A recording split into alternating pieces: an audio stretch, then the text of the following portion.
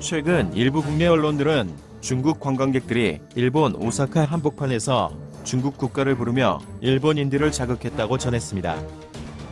최근 한국의 반일 시위로 한국인 관광객이 급감하자 일본 정부가 중국 관광객들을 다수 유입했는데 이들이 일본에 대한 반감이 담긴 중국 국가를 부르며 일본을 무찌르자고 했다는 것입니다.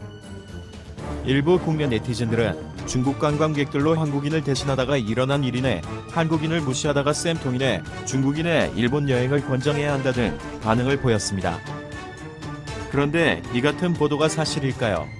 국내 언론의 추측과는 달리 최근 중국인들의 애국 시위는 일본만이 아닌 영국, 호주, 캐나다 등 전 세계에서 동시다발적으로 일어나고 있습니다. 또 이들 시위대는 중국 관광객이 아닌 각국 중국인 커뮤니티나 유학생 단체가 중국 대사관의 지시하에 홍콩 시위를 겨냥한 맞불 시위객으로 모인 것입니다. 각국에서 열린 시위 중 가장 눈길을 끈 사례는 캐나다에 거주하는 중국 고위층 자녀들의 슈퍼카 시위였습니다. 지난 17일 밴쿠버와 토론토에서는 페랄리, 포르쉐, 맥라렌, 에스턴 마틴 등 고급 스포츠카 수십 대가 모여 시내 한복판에서 친중 시위를 벌였습니다.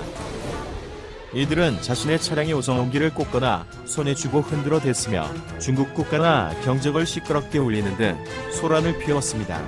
이를 보다 못한 캐나다 경찰이 오토바이를 타고 쫓아가 제지하는 광경도 목격됐습니다.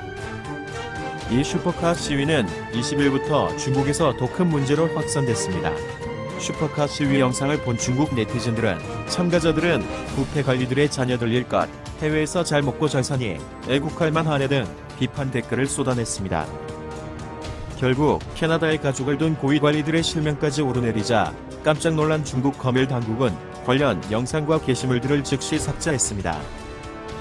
지난달 뉴질랜드 오클랜드 대학에서는 한 홍콩 출신 여학생이 중국 유학생들에게 폭행을 당하는 사건이 발생했습니다. 이 홍콩 여학생이 대학 게시판에 송환법 반대 게시물을 붙이자 중국 남학생들이 몰려들어 홍콩은 중국이 일부야, 중국이 싫으면 중국을 떠나라고 비난했습니다. 여학생이 최근 뉴스도 못 봤느냐며 반발하자 중국 학생들은 사람 밟기도 못 알아듣는 돼지라고 욕한 후 여학생의 가슴을 팔꿈치로 밀쳐 넘어뜨렸습니다. 지난달 13일 서강대에서도 홍콩 유학생들의 자료를 중국 유학생들이 떼어버렸다는 소식이 전해졌습니다. 온라인에는 중국 유학생들이 무례하고 거친 태도로 자료를 회수하고 있다는 등 소식이 전해졌습니다. 지난 18일에는 중국에서도 시위에 동참하려는 모습을 보였습니다.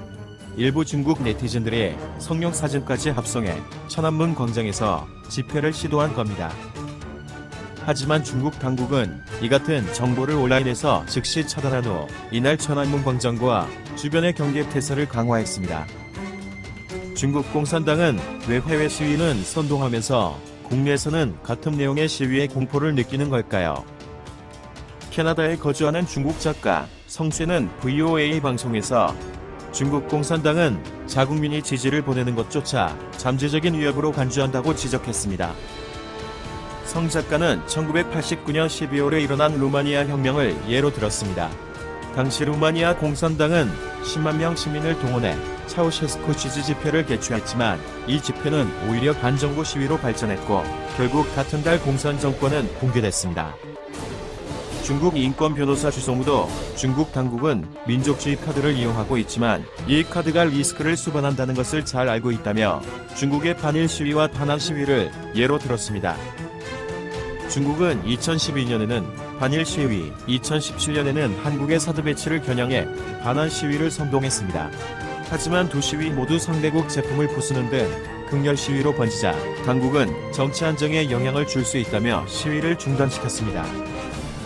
주 변호사는 이러한 과거의 교훈으로 중국 당국은 국내 애국 시위를 불허하고 해외 시위만 선동하고 있는 것이라고 지적했습니다. 또 시위에 동원된 중국 유학생들의 비이성적 행위에 대해 다음과 같이 말했습니다. 모두 중국 당국이 반문명적 교육을 오랫동안 실시한 결과다. 중국 공산당 스스로 저급한 표현을 선호하기에 지금은 중국 유명인들까지 저급한 말을 일삼고 있다. 젊은 세대는 이러한 왜곡된 환경에서 성장해 교양이 없고 국제사회의 보편적 가치관을 몰라 외국에서까지 이러한 추태를 벌이고 있다.